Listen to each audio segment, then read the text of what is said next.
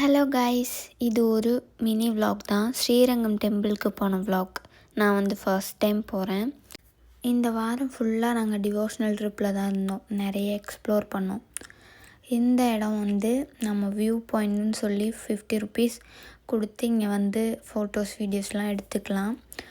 எப்படின்னா அங்கே இருக்க எல்லா கோபுரமும் இதில் வந்து தெரியும் இங்கேருந்து பார்த்தா. ஆனால் நாங்கள் வந்து வெயில் இந்த டைமில் 2:30 இருக்கும்னு நினைக்கிறேன். ஏன்னா நாங்கள் பொன்னமராவதிலேருந்து வரும்போது டைம் ஆகிடுச்சு.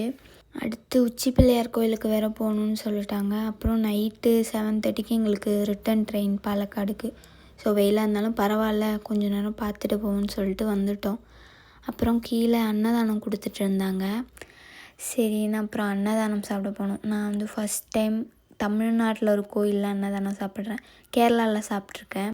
கோயிலுக்குள்ளே கூட்டமாக தான் இருந்தது. 1 hour ஆச்சு நாங்கள் சாமியை பார்க்க.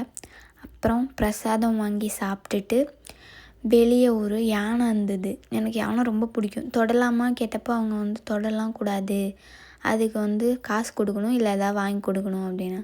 சரி, அங்கே நாகப்பழம் விற்றுருந்தாங்க, அது வந்து வாங்கி கொடுத்துருந்தா. அது அழகாக வாங்கி சாப்பிட்டுது. இல்லை காசு கொடுத்தா அது ஆசீர்வாதம் பண்ணுது.